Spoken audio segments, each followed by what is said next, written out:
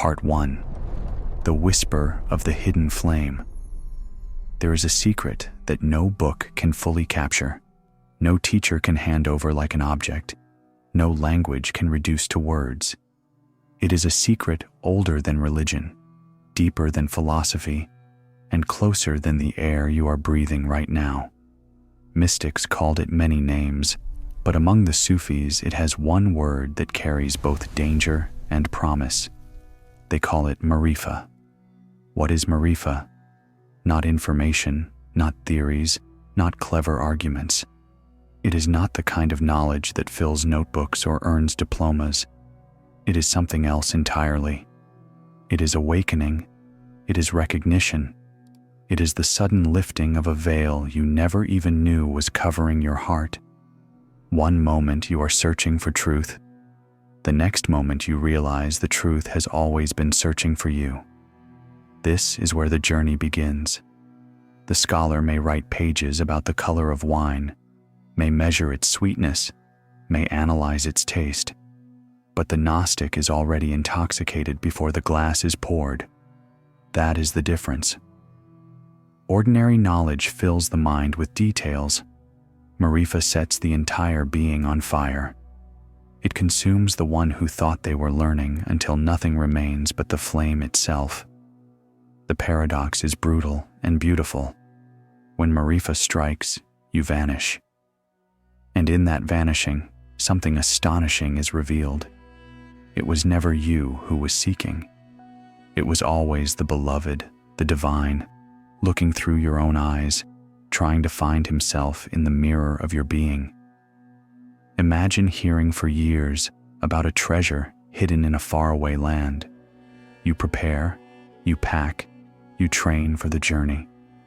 And then, just as you take your first step, the ground beneath you cracks open, and there it is, buried under your own feet all along.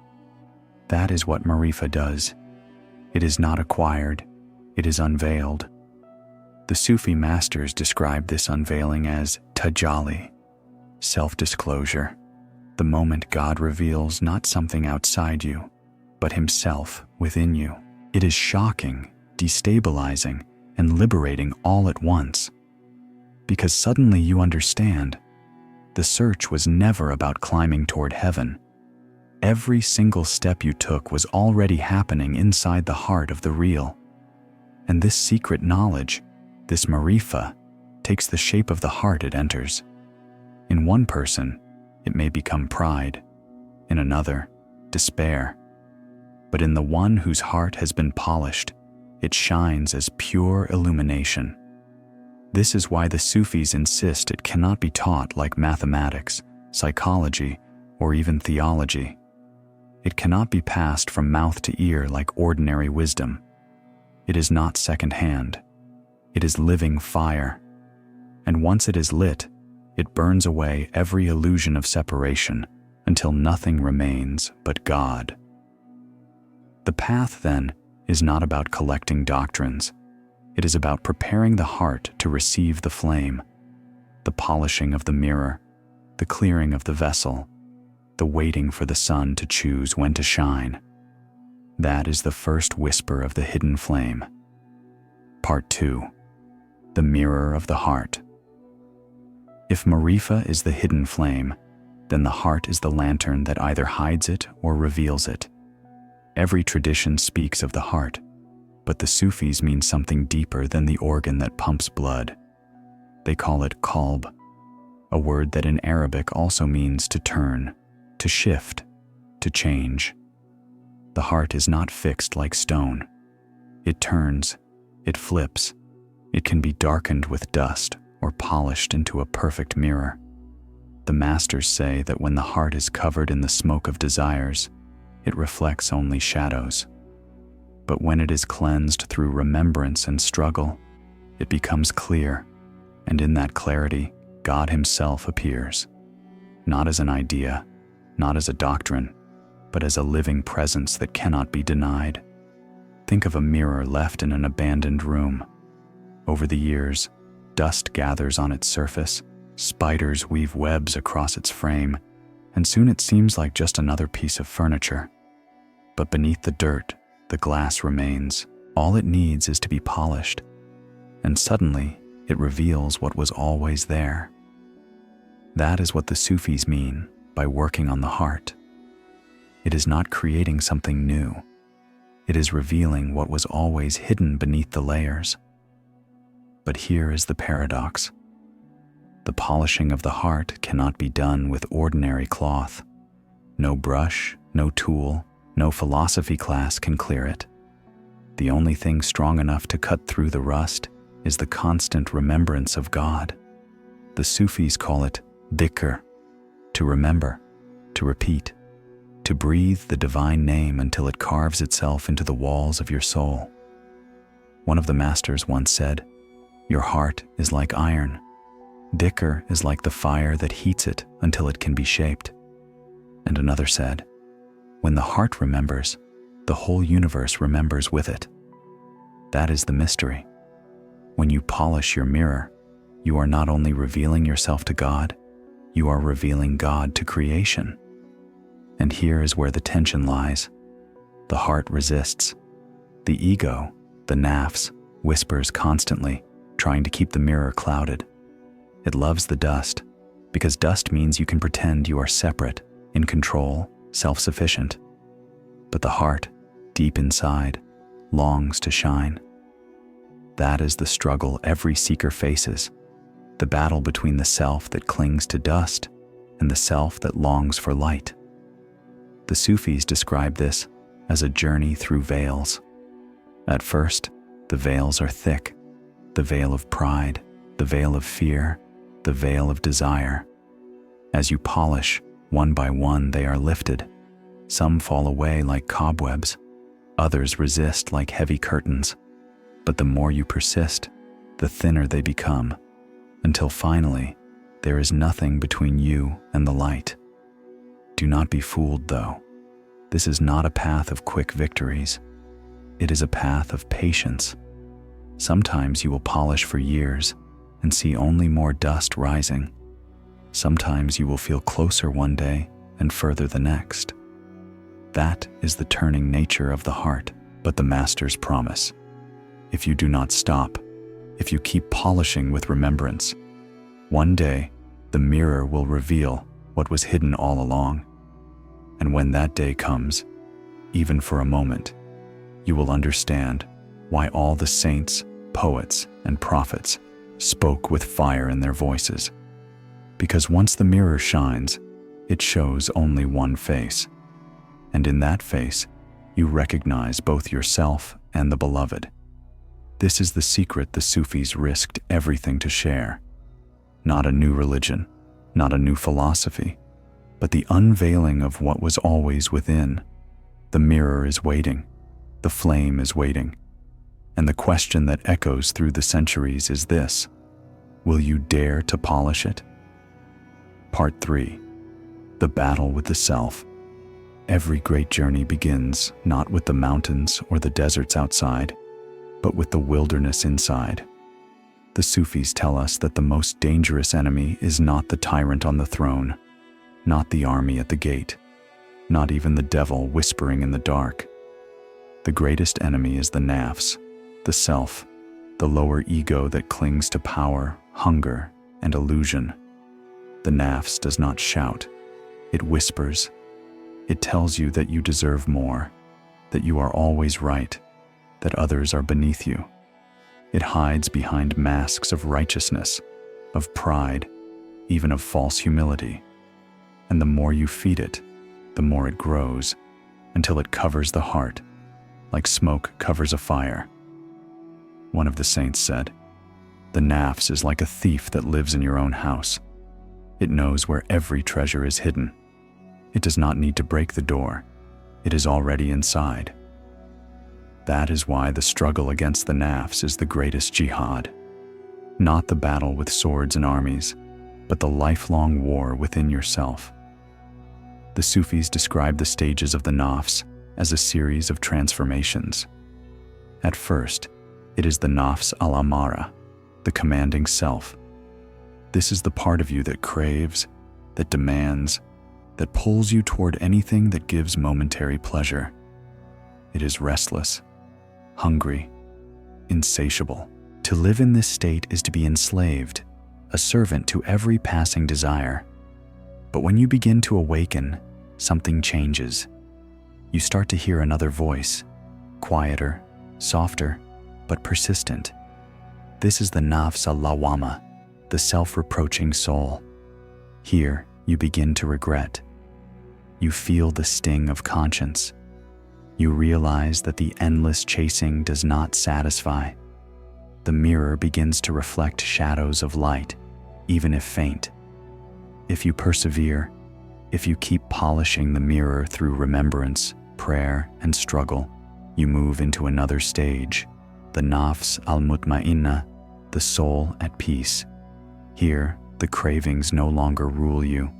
The heart is calm, steady, filled with trust. You are no longer dragged by every current. Instead, you are carried by the river of divine will. But this transformation is not automatic. It demands work, sacrifice, tears. The saints compare it to taming a wild horse. If left unchecked, the horse will throw you to the ground. But if trained, if disciplined with love and firmness, the same horse will carry you to your destination. So, it is with the nafs, and the battle never truly ends. Even the great mystics confessed that their nafs still whispered to them, still tried to deceive them. The difference is that the awakened heart learns to see through its tricks. It learns to smile at its illusions and return to remembrance. Perhaps the hardest truth of this struggle is that it cannot be fought with pride or violence. The nafs feeds on those very things.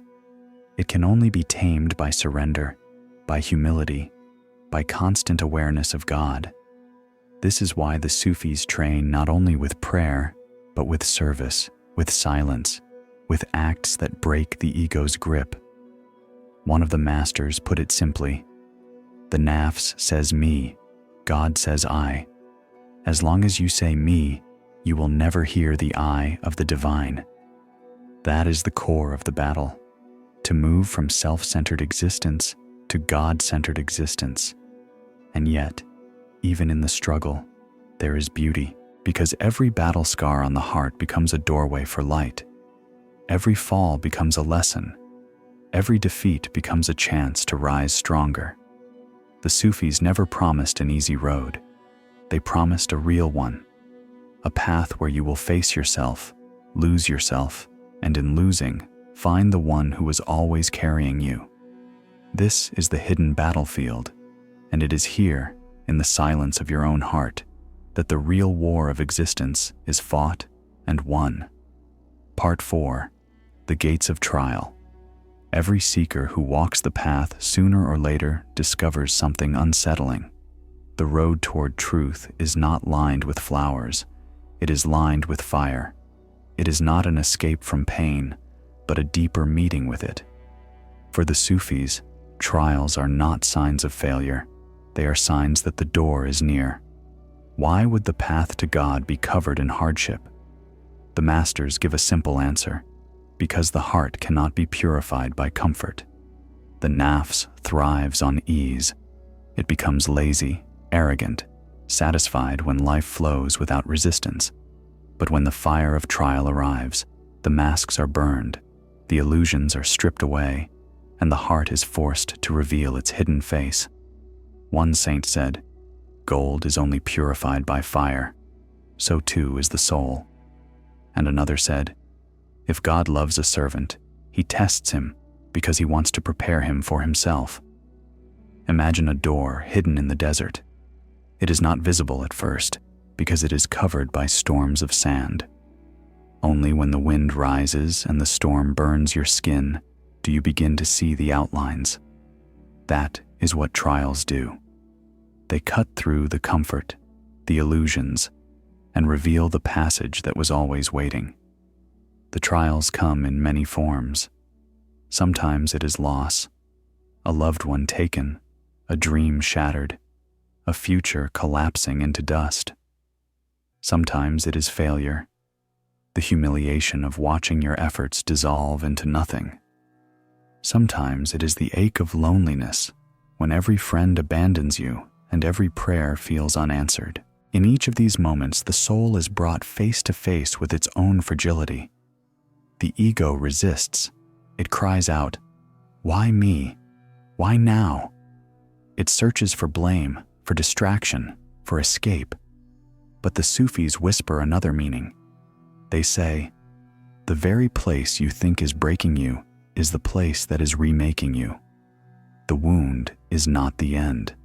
The wound is the doorway." This is why Rumi said, "The wound is the place where the light enters you." He knew that what feels like collapse is often the beginning of transformation. Just as a seed must crack to release its hidden tree, so too must the heart be cracked open to release the hidden flame.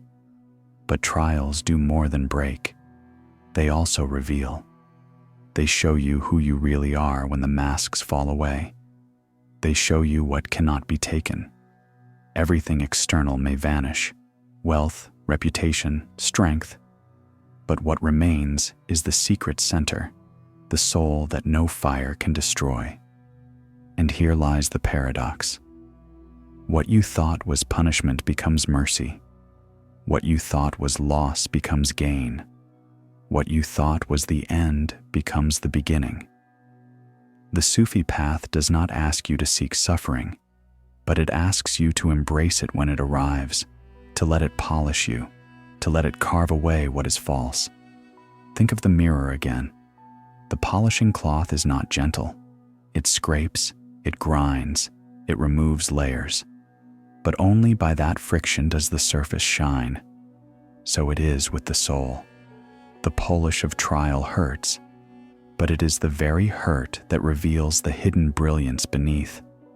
The masters say there are gates along the path, and each gate is guarded by a trial. Fear guards one, loss guards another, loneliness another. To pass, you must walk through. There is no bypass, no shortcut.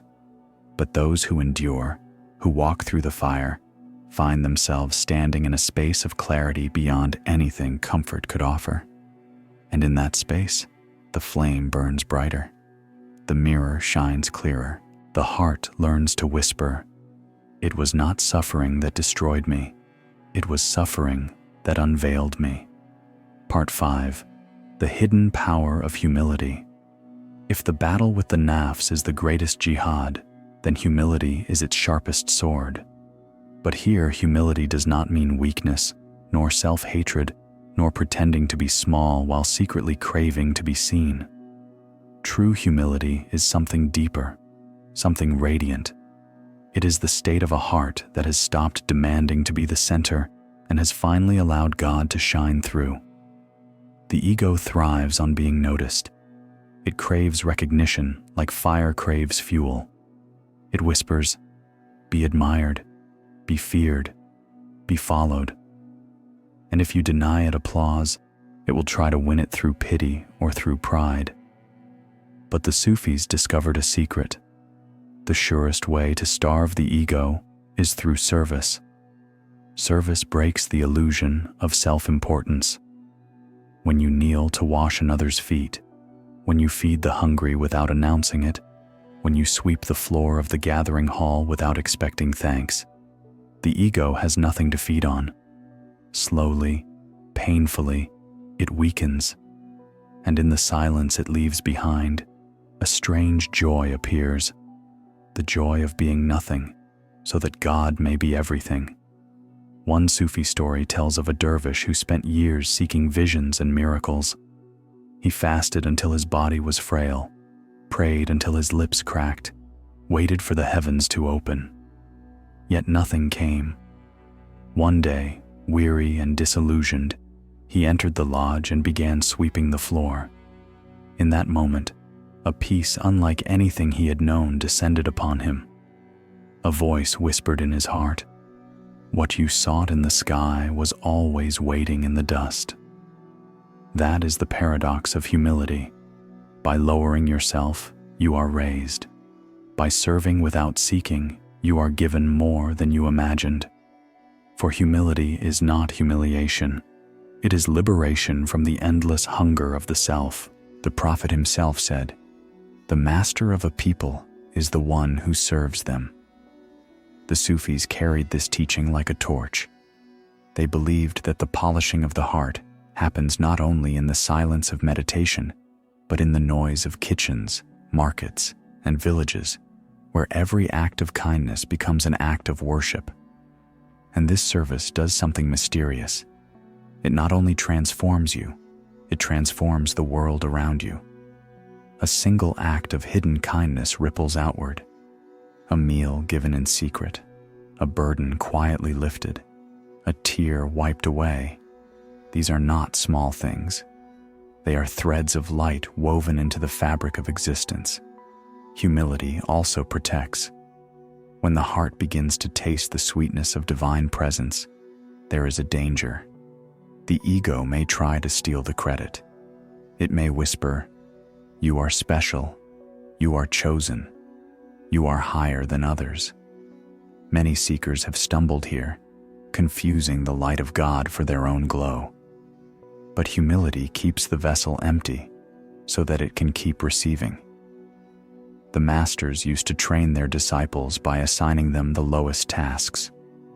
One would be told to clean latrines, another to beg in the streets, another to serve food while others feasted. To the outsider, it looked cruel. But the masters knew, until the ego bends, the heart cannot open. And when it finally bends, something breathtaking happens. The smallest acts become filled with divine presence. Washing a cup feels like washing your own soul. Smiling at a stranger feels like a prayer. Serving becomes sweetness, and the boundary between self and other dissolves. That is the hidden power of humility. It is not glamorous. It will not be praised in headlines or honored in monuments. But in the silence of a bowed heart, the divine light finds a place to rest. And in that resting, the flame burns steady and clear.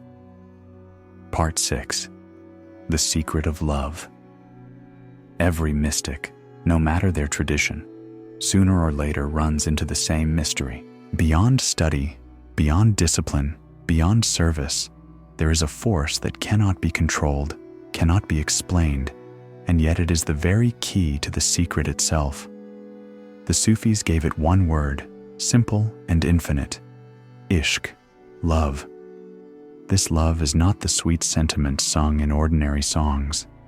It is not romance, nor desire, nor even the tenderness we feel toward family or friends, though those are reflections of it.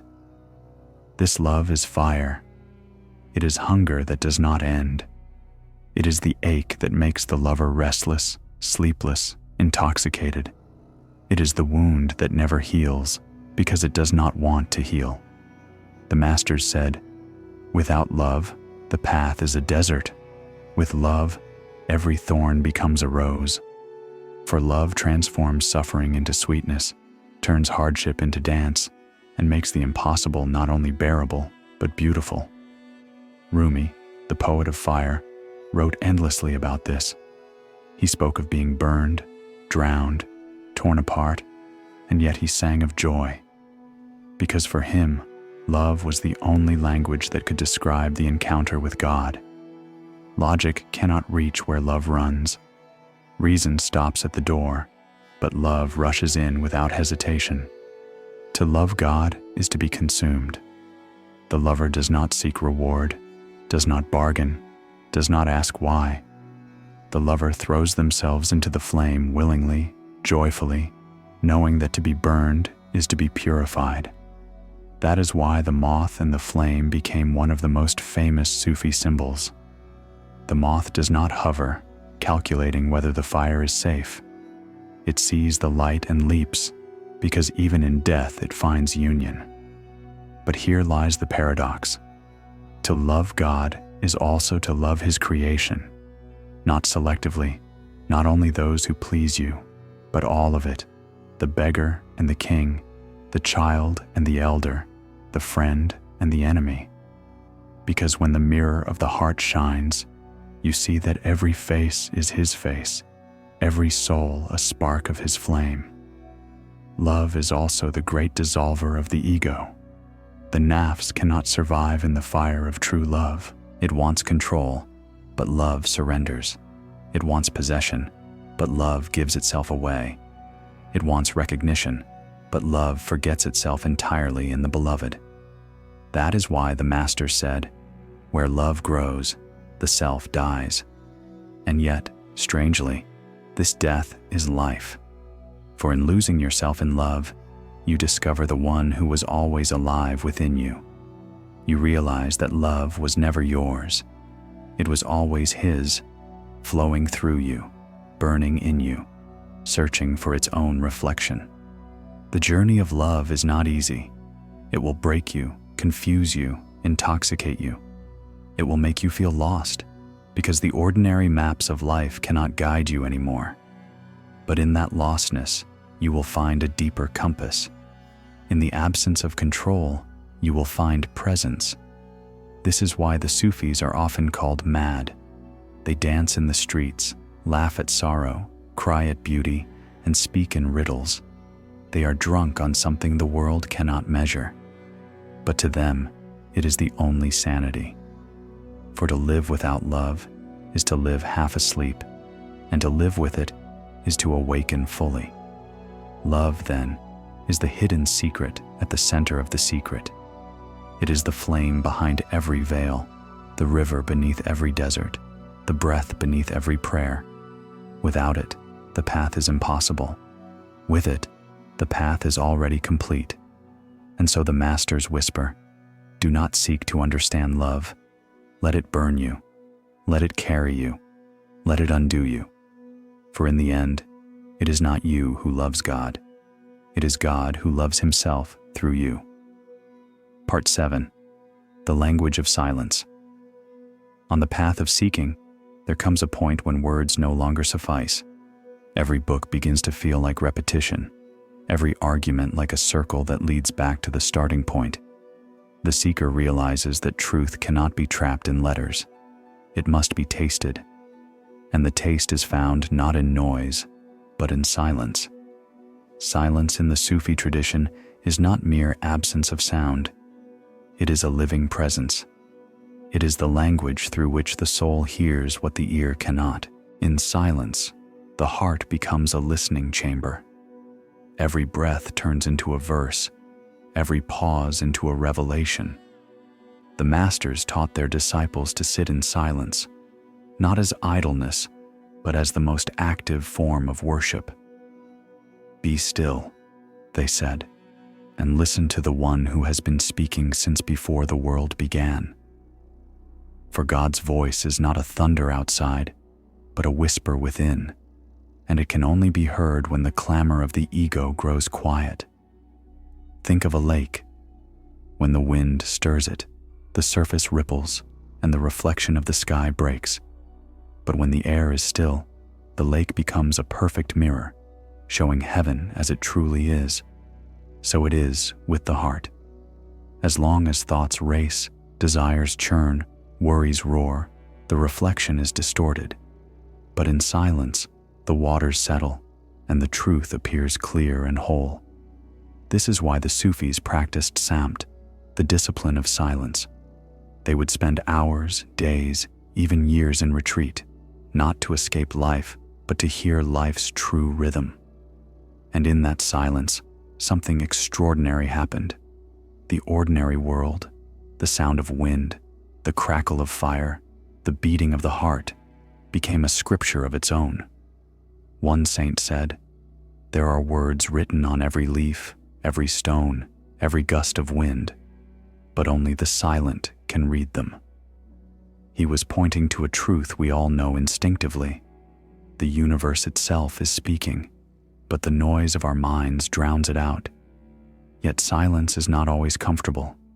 At first, it can feel like emptiness, like absence, like loneliness. The ego resists it because it cannot perform there. It cannot impress, cannot argue, cannot boast. But if you remain, if you endure the weight of silence, it begins to change. The emptiness becomes fullness. The absence becomes presence. The loneliness becomes intimacy. For in silence, you begin to feel that you are not alone. Something stirs in the depths, a presence that is closer than breath. It does not announce itself with fanfare. It simply is, and once you taste it, even for a moment, you understand why the saints said silence is the language of God. But silence is not only for the monastery or the desert cave.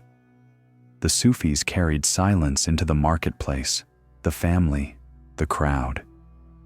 They learned to cultivate an inner stillness that remained untouched even in the noise of the world. Because true silence is not external. It is the heart resting in God, no matter what surrounds it. And this silence has another gift. It teaches compassion. When you listen deeply, without rushing to respond, without filling the space with yourself, you begin to truly hear others. You hear their pain, their longing, their hidden cries. And in that listening, love grows. So silence is not the end of speech. It is the ground from which true words grow. Words born of silence carry weight, resonance, healing. Words born of ego carry only noise. That is why the Sufis spoke sparingly. But when they spoke, their words cut like lightning and healed like rain. The language of silence, then, is not something exotic. It is already within you, waiting. You only need the courage to enter it, to rest in it, to let it reshape your heart. And when you do, you will find that the flame speaks not with syllables, but with stillness. Part 8. The Ocean of Oneness. Every step on the path leads to this discovery. What you thought was separate was never separate at all. The Sufis call it Tawheed, the affirmation of divine unity. To the mind, it is a doctrine. To the tongue, it is a statement. There is no God but God. But to the heart that has been polished, it is not an idea. It is an experience so overwhelming that it erases the self who thought it was separate. The world teaches division. You and me, light and dark, sacred and ordinary, success and failure. We spend our lives drawing lines, building fences, choosing sides. But the Sufi vision dissolves those fences. It whispers that every line is illusion, every division a shadow. Beneath them all lies one ocean, infinite and indivisible. The masters used endless metaphors to describe this.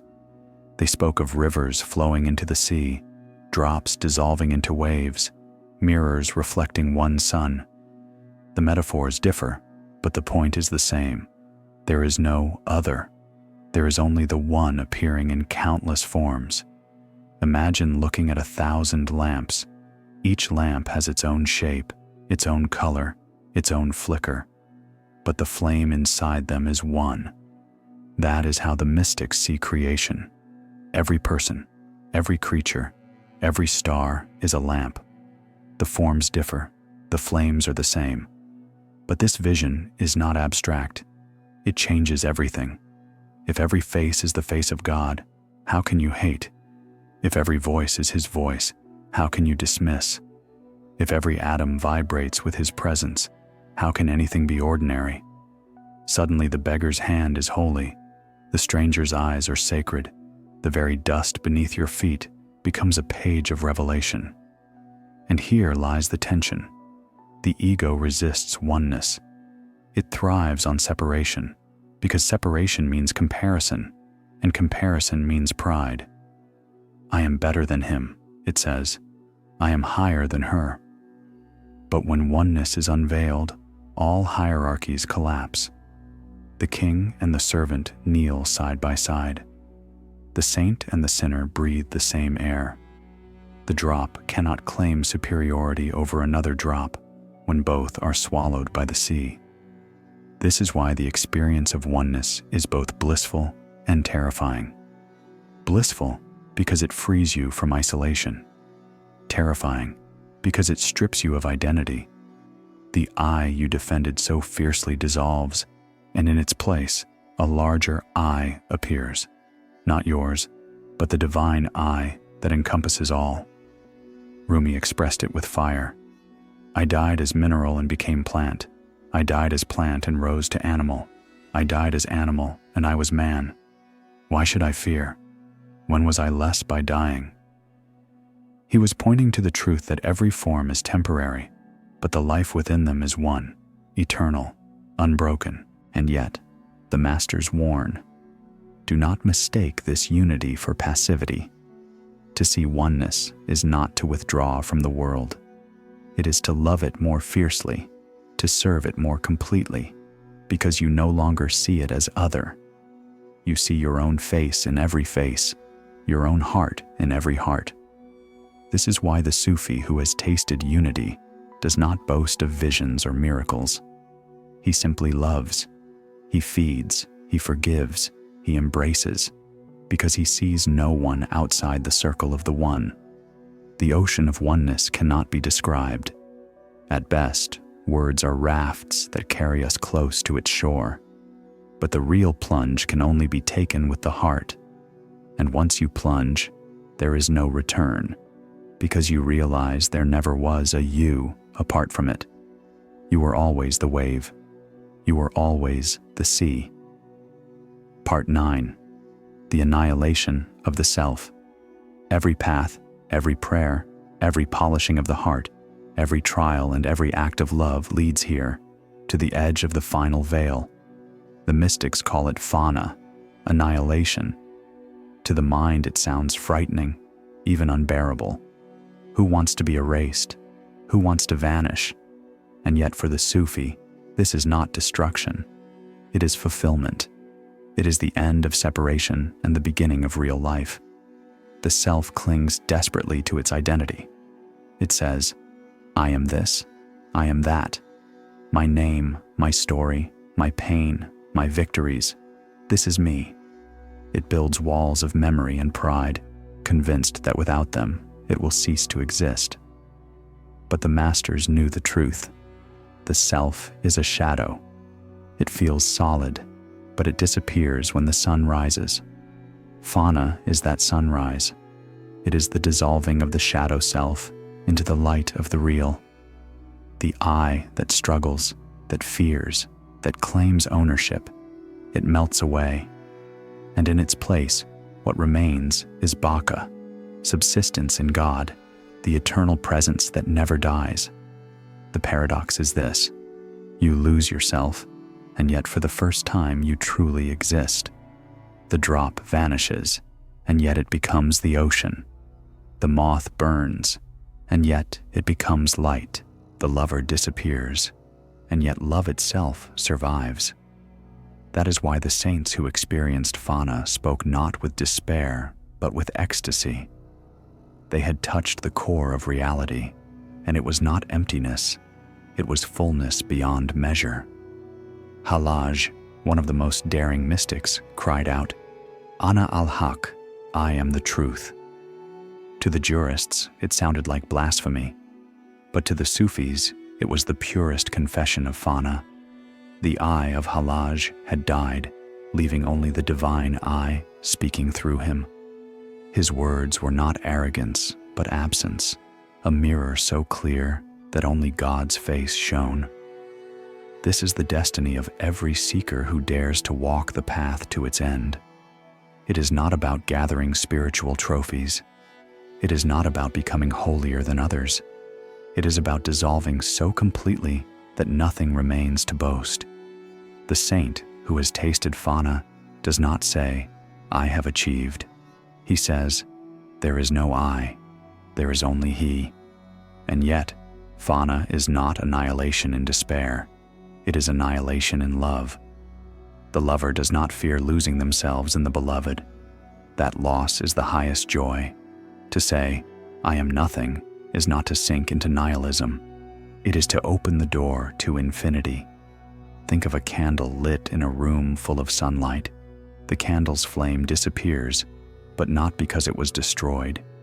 it is swallowed by a greater light. So too the self disappears in the brilliance of the divine. But here lies another paradox. After Fana comes Baka, to live again, but this time as a vessel of God's will. The saint who has been annihilated returns to the world, but not as they were. They walk, they eat, they speak, but every act flows from a different center. They are no longer a drop pretending to be separate. They are the ocean moving in the form of a drop. This is the secret of the prophets and the saints. They did not come to show off power. They came to show what it means to be nothing, so that God's power could flow without obstruction. They were windows through which the infinite shone. To reach Fana is not to end your story. It is to realize that your story was never yours. It was always His. And once you awaken to that, even the idea of death loses its grip. For how can what is eternal fear what was never real to begin with? The annihilation of the self is the highest unveiling. It is the end of illusion, the collapse of every veil, the final return to the One. And in that return, the seeker discovers the truth that was waiting all along. You were never other. You were always the beloved, dreaming of yourself. Part 10. The Return with the Flame. The path does not end with Fana. The mystic does not remain dissolved forever in some distant realm, detached from the world. After annihilation comes Baka, abiding, continuing to live, but now as a reflection of the divine will. The seeker returns, but never as the same person. This return is perhaps the greatest mystery of all.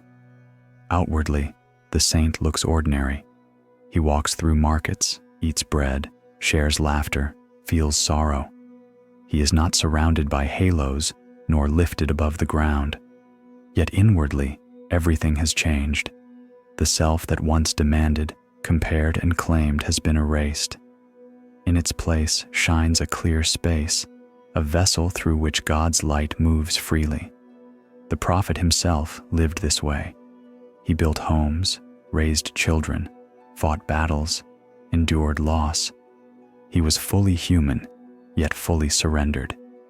Every gesture, every word, every silence carried a weight that could move mountains because it was not his alone.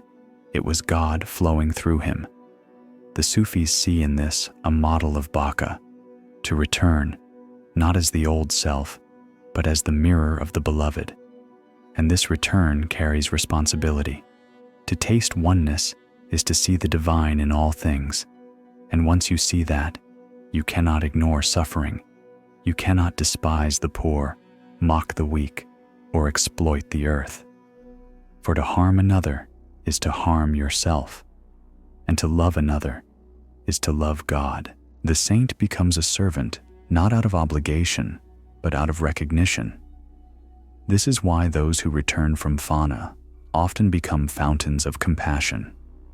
They are not trying to impress, not seeking followers or fame. They serve quietly, yet their presence transforms. To sit near them is to feel peace seep into your bones.